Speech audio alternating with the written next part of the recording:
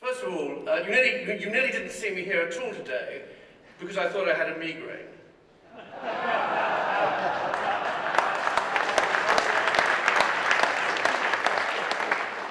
Then I stroked my beard and realized I'm not Diane Abbott.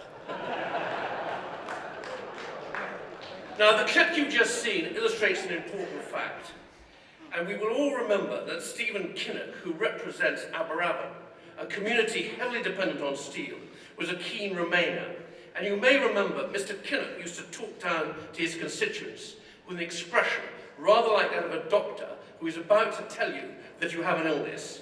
But on steel imports, he was not so far wrong.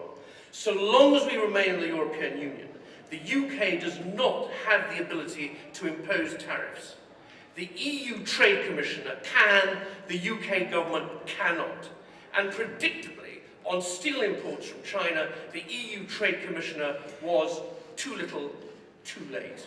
And that is why so much of our steel production in the UK has had to close down. Now, one of the themes of our conference is after Brexit. And after Brexit, the UK will regain its ability to put on punitive tariffs when necessary in order to protect against anti-competitive dumping. And this will apply whether it is steel imports from China or anything else.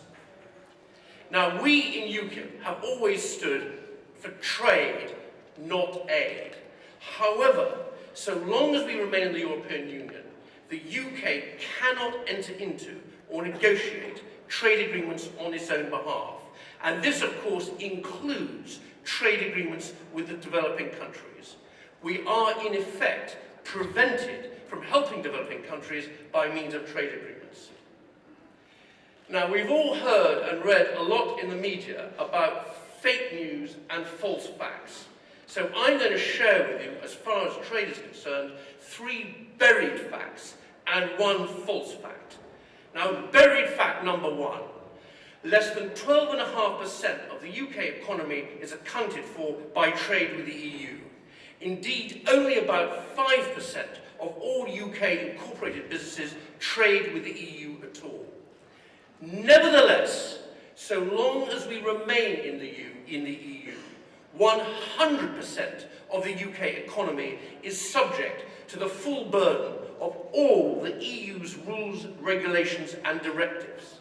And this costs and costs and costs us again and again. This is a buried fact. You will not hear it on the BBC, and certainly not on any discussion on the huge disadvantages of the UK remaining in the single market. Now, second buried fact. A country does not need to have a trade agreement for its businesses to be able to trade and trade successfully with the EU. The top 3 exporters to the EU, China, Russia and the United States, do not have trade agreements with the EU. 6 out of the top 10 exporters to the EU do not. 11 out of the top 20 do not.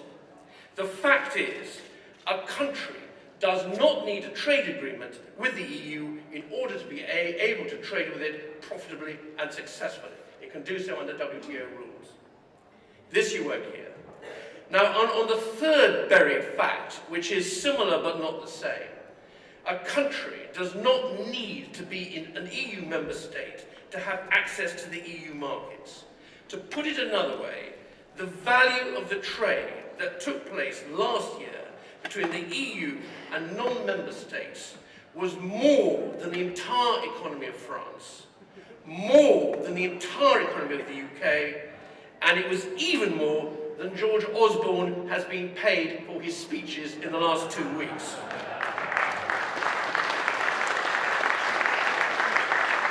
And incidentally, on that note, these orations are obviously the greatest examples of rhetoric since the days of Marcus Tullius Cicero and possibly Demosthenes. So I think it's only right that these masterpieces should be released and should actually be released on the internet and come into the public domain.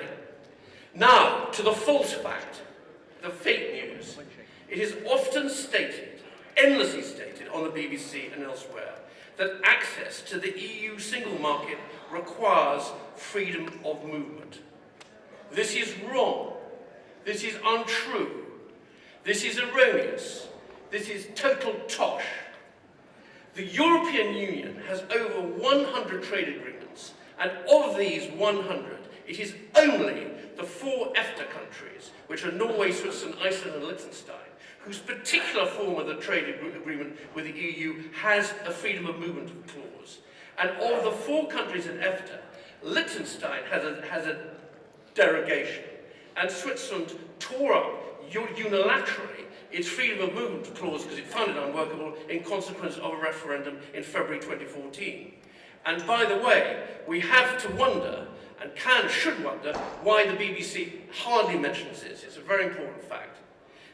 This means that there are just 2 countries in the world, Norway and Iceland, which have freedom of movement clause in their trade agreement with the EU. And by the way, for the record, the EU's so-called freedom of movement is not something to do with tourism. It confers, as per the Treaty of Maastricht, on over 500 million people the absolute right to live, work and settle in the UK. Now, to give one further example of this false fact, the new EU-Canada trade agreement, which we just voted on the Parliament the other day, known as CETA, and by the way, the word C stands for comprehensive.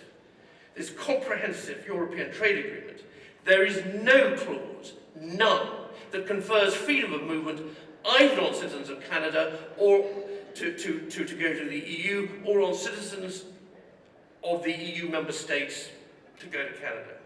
So finally, in conclusion, it is a tragedy for the integrity and credibility of our own politics that so many of those who oppose Brexit persist consistently in putting forward this false fact.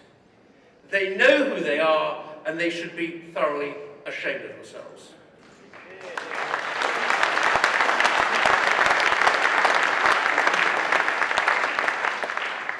This is the untruth.